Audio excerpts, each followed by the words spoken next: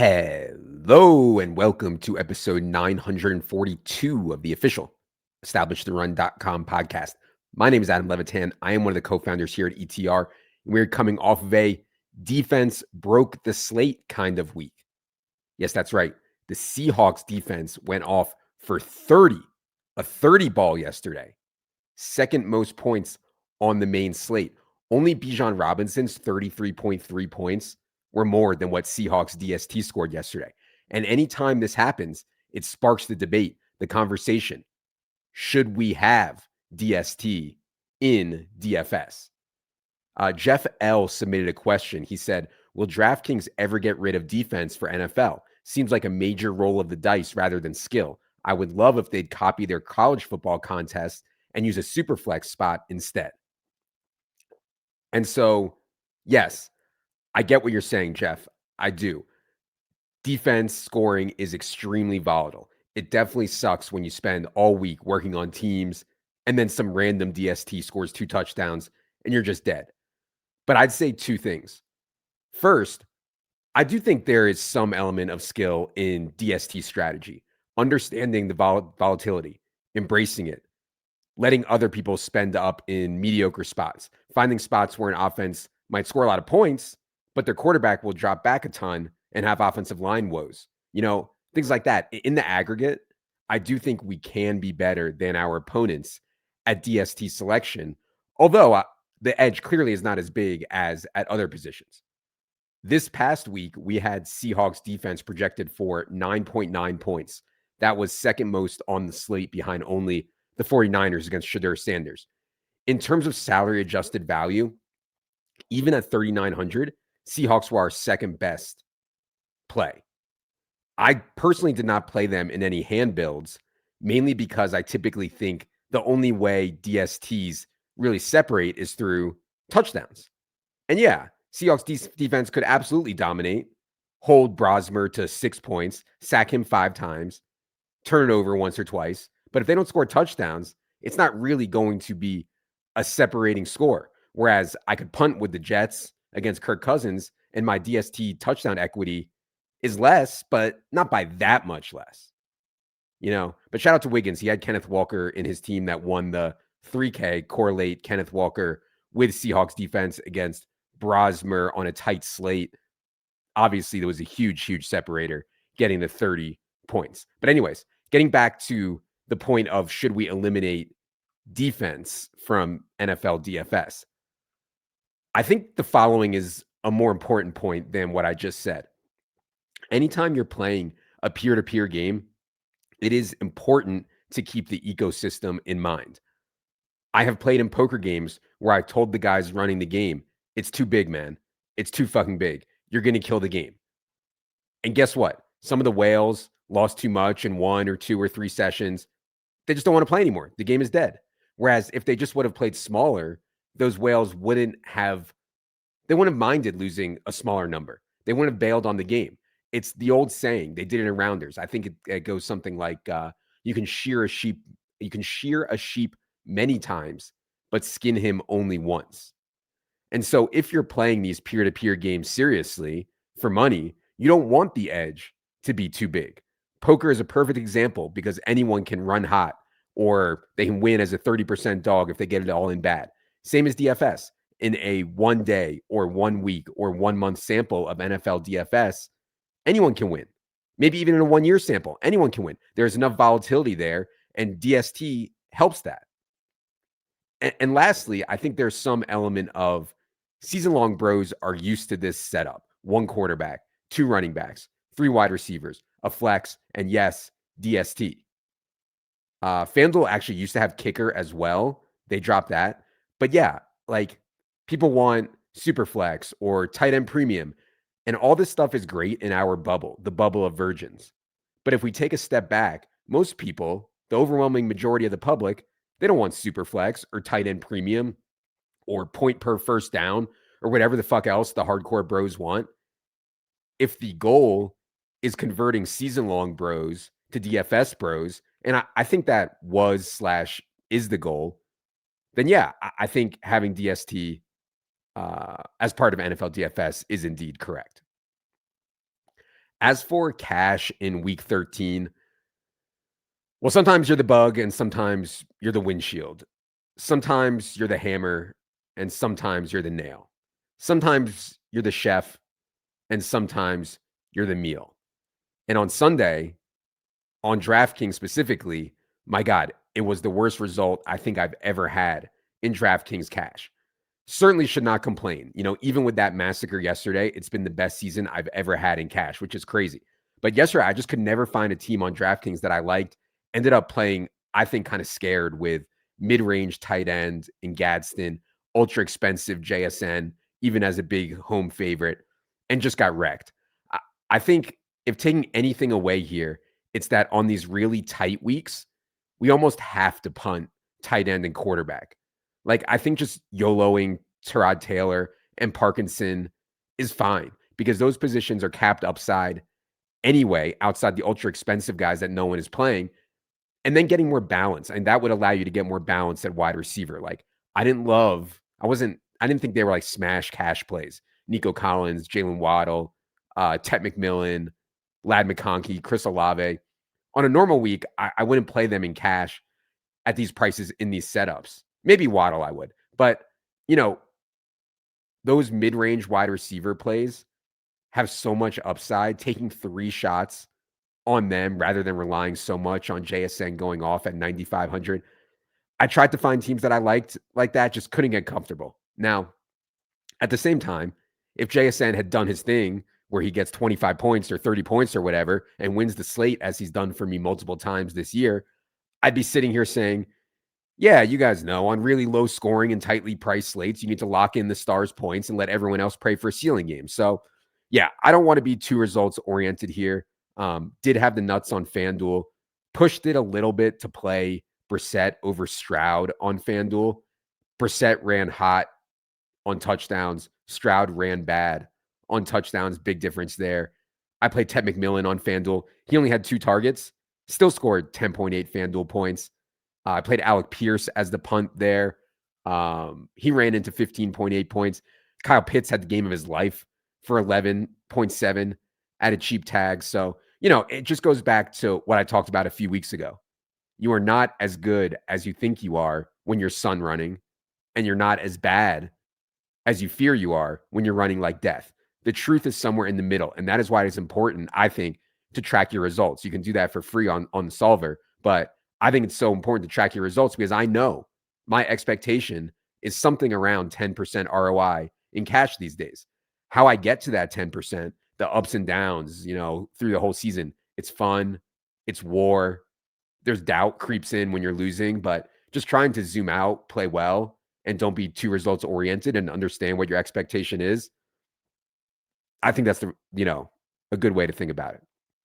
It reminds me of these idiots. Like the S&P 500 has basically gone straight up for 10 years straight.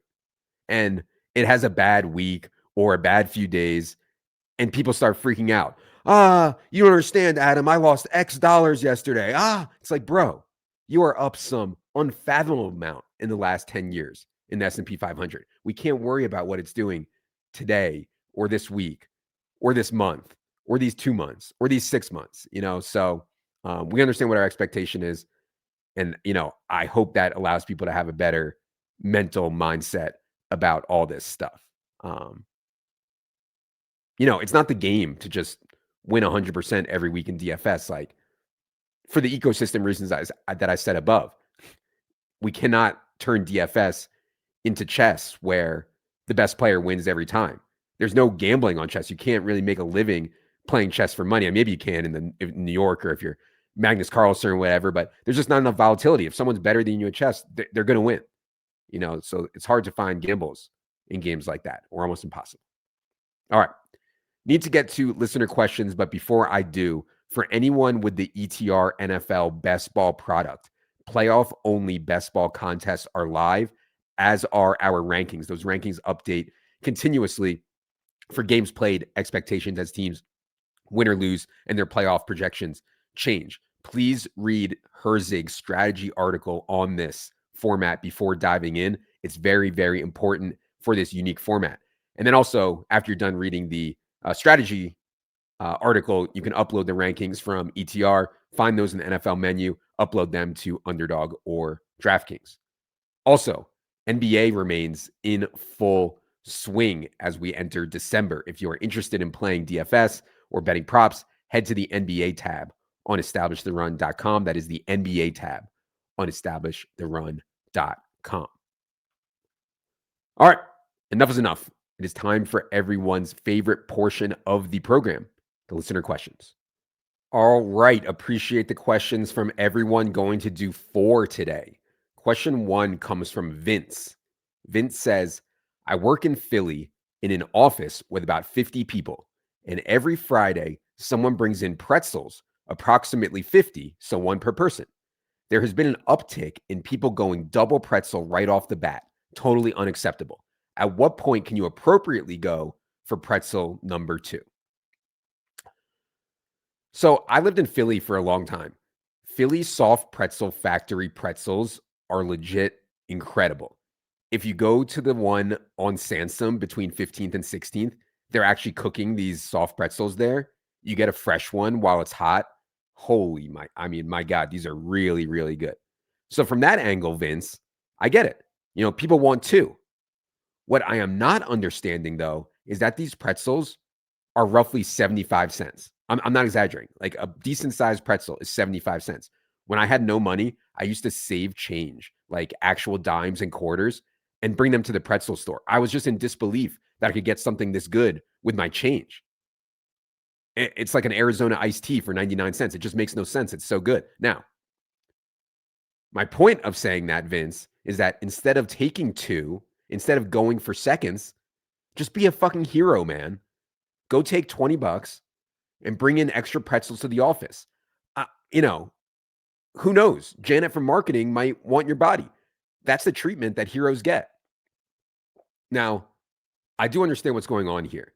There is a tendency, I would actually call it a syndrome, but there is a syndrome or a tendency within humans to just want free shit, even if you don't need it, at all costs. I go to these Nuggets games, the NBA, Denver Nuggets games. They throw these t-shirts into the crowd during breaks, and people go fucking berserk, like throwing kids out of the way to get a t-shirt. Meanwhile, I can just go on Amazon and get the t-shirt for like $4, or they do the NBA team scores 130 points, win free chicken nuggets from Wendy's. The nuggets are like $2, but this is the highlight of people's year. So there's just something about free, even if it's free 75 cents, that people love.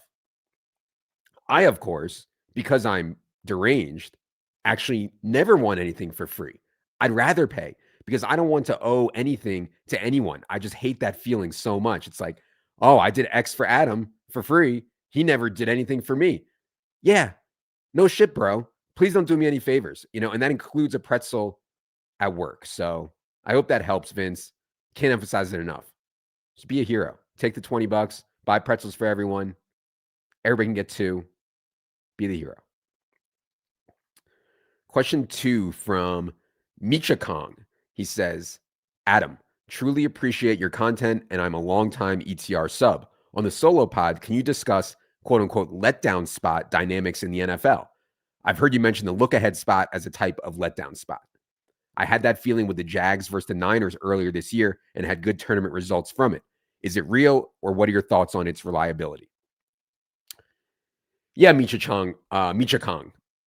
I had that feeling. Well, I'll say this.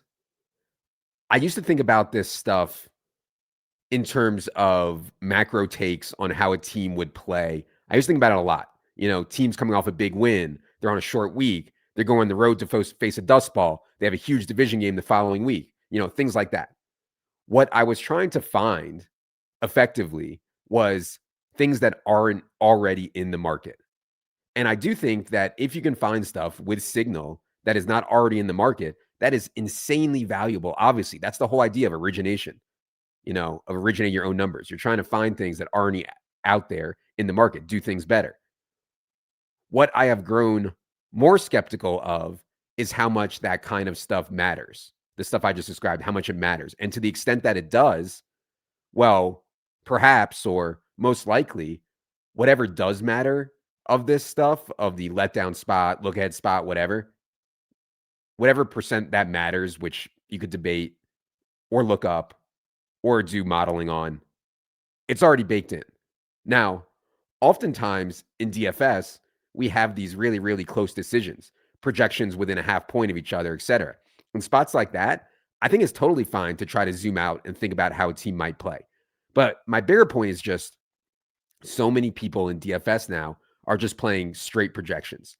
And an input into our model, at least, is the team total and the game state. And by game state, I just mean what should the pass rate be for X team as a 4-point dog or an 8-point dog or a 3-point favorite.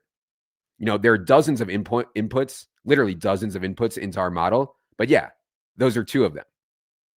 And so if you have a take that say the Rams are going to play poorly this week, they're going from LA to sleepy Charlotte for a 1 p.m. Eastern game. They're coming in off a bunch of big wins in a row. They're going to struggle here. Obviously, that's worth a lot for DFS tournaments. And so, yes, Micha Kong, I think contrarian team level takes are a good way to just try to get different in GPPs. It's just really hard to be right often enough.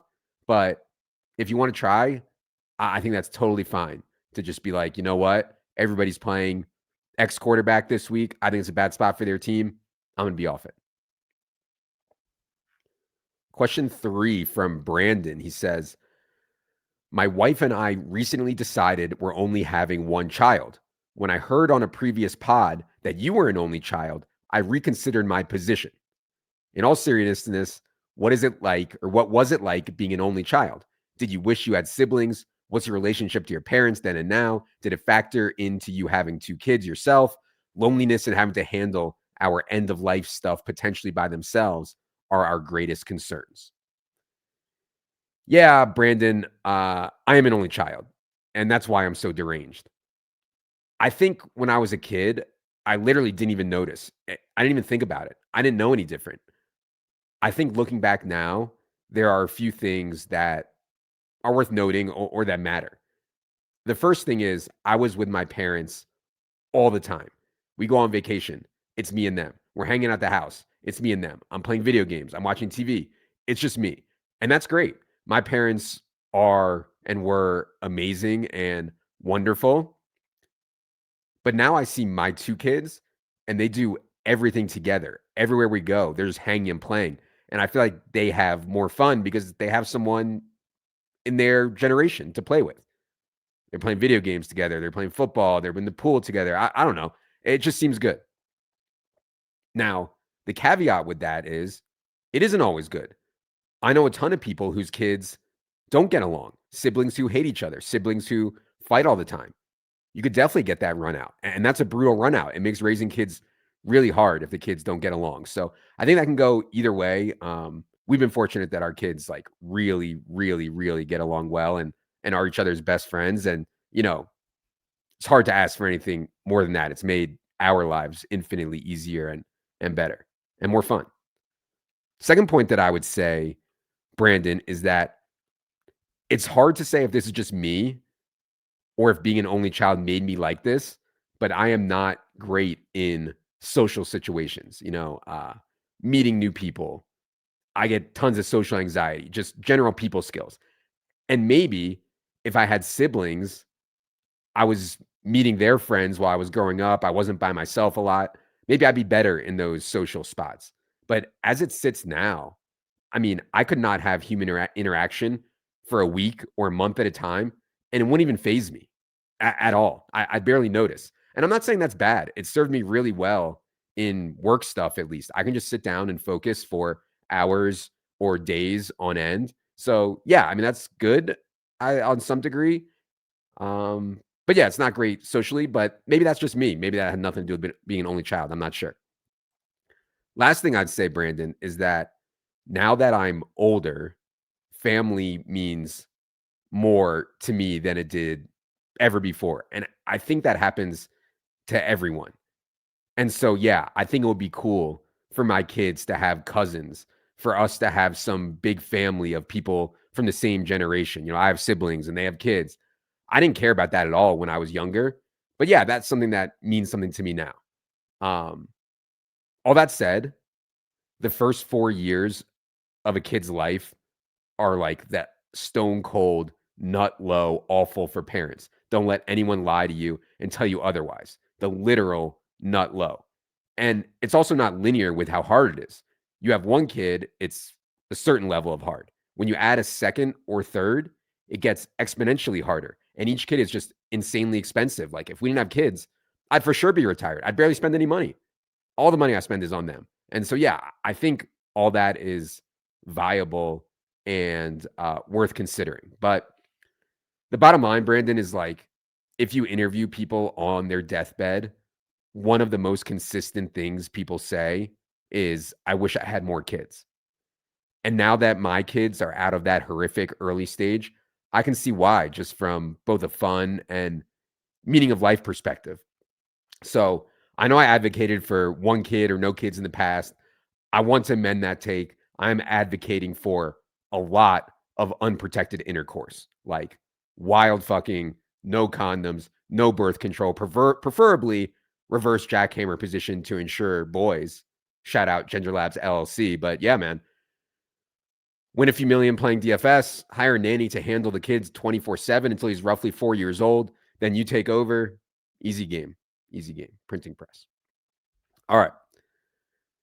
Question 4, last question we're going to do today comes from old friend of the show, Drewby. He says, my friend has been on a multi-year journey to find the perfect mattress, really leveraging free trials and return policies. Is this insane behavior or critical to find the appropriate thrust support to sustain marital bliss? Attach the spreadsheet with different variables like date returned, price, firmness, pillow top, hybrid, etc. Wow. I honestly thought that I had heard it all. I had heard of virgins, dudes. I've heard of dudes A/B testing their profile pics and their opening lines on dating apps. I've heard of people strapping a GPS tracking device to some fish's car so they could see where they're playing poker. I've heard of people asking to try 9 different flavors of frozen yogurt before picking one. I've heard of these sick animals that buy clothes, put them on their disgusting hairy bodies, and then return them. But never in my life, Drewby, have I heard of rotating through mattresses and grinding the return policy. I mean, this is some sick stuff. I assume that your friend is laying pipe on these mattresses and then returning them, and the store takes it back. I mean, I may never be able to sleep again knowing that my mattress, perhaps, hath been tainted. To be clear, I do think the spreadsheet with the price, firmness, pillow top, mattress type, that's all good stuff. I mean, we spend at least 3,000 hours a year lying on this thing, on our mattress. We should be trying to optimize it. But no, we are not returning mattresses. Have some dignity, please. All right. That's going to do it for another edition of the Solo Pod. Back on normal schedule this week, team by team, Tuesday afternoon/night. Rest of season 150 pod is indeed done as we are at the fantasy season long playoffs. And then, of course, Friday night, myself, Silva, and the 200K winner, Wiggins, for Establish the Show. 4. Producer Luke. For Jerry, the most beautiful beast in the world. I am Adam. Good luck, everybody.